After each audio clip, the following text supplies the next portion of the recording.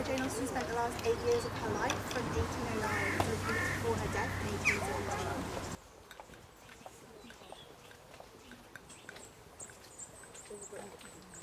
Fairly at the beginning, isn't it?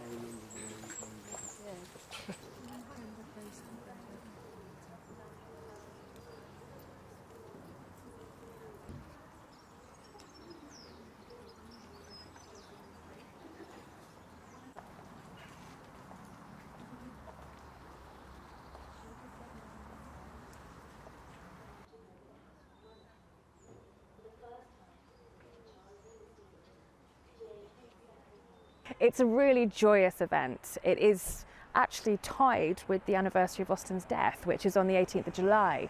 But we really wanted to use it as a way to celebrate her extraordinary legacy.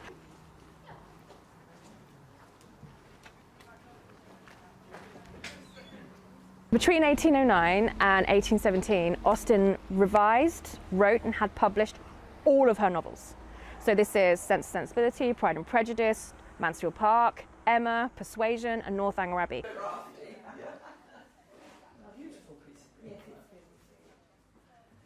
in service. So she met my grandfather. He's 7th generation, 1801. It must be something extraordinary that can make Colonel Brandon might bring this table.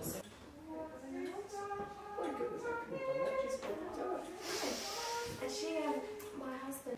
Is that the house we just went to? Yeah, that one there. That's what Jane mentioned. Yeah.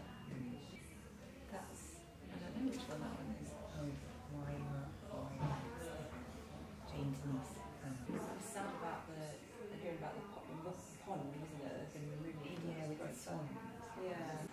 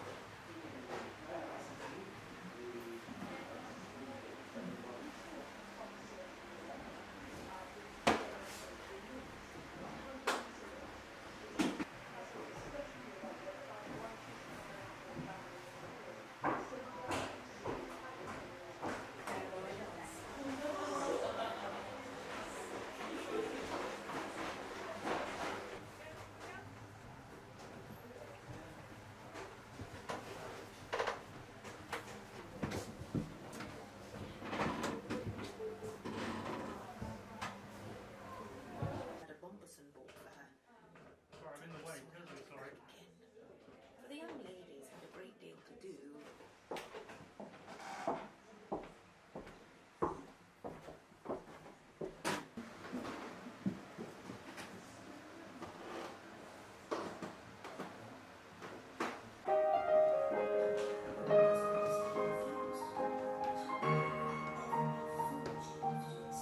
A lot of Americans come to Jane Austen through the films.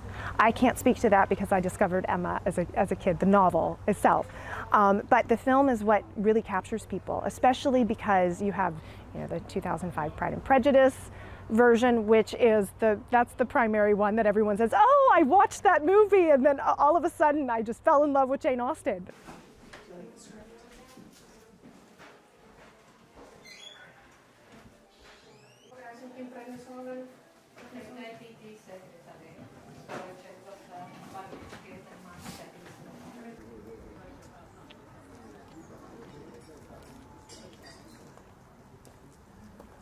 Years ago, our first date was a film in Hanover.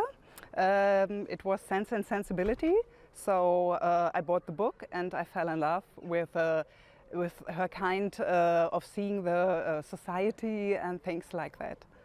And I love to dress. Yeah, I've loved Jane Austen my whole life, so probably as quite a small girl, studied her at university, and in Hampshire, she's an absolute treasure for us, isn't she? Do you want a picture of you? Obviously, I need a picture in the bonnet, and I never take it. She really, really fights the cause for women, which is incredible, and you get to look fabulous while celebrating feminism. Well, it goes with the gloves. And the lady I walked into earlier had it like exactly the same colour. She said that. I've been wanting to do it for a while. A friend of mine used to cross festivals and I think. Well,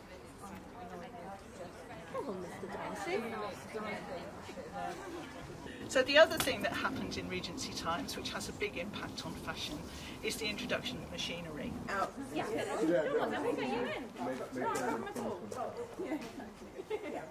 Regency is my favourite dressing up era, and I just love the fashions.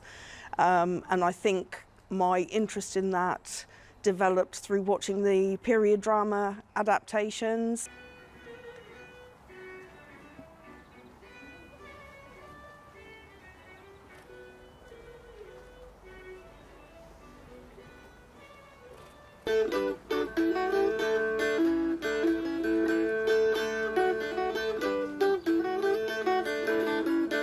This is a legacy that has extraordinary relevance. Austen speaks to so many people from different generations, from different backgrounds, from different life experiences.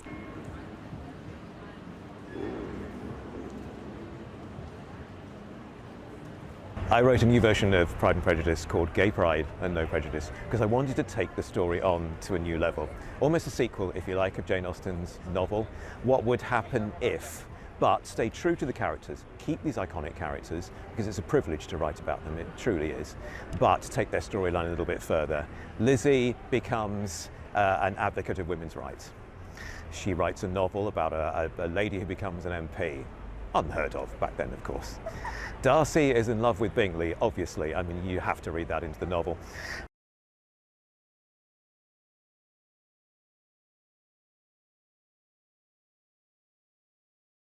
She's given us a picture of what it was like to live in Regency Britain. I mean, you can, if we could time travel, we could go back to her time. If you were at a ball at Netherfield and Darcy walked in, we would know Darcy. We would know him because she's written the most iconic character. Cool. Yeah, I'll take one of these too. Okay. Is there potpourri or what's in this?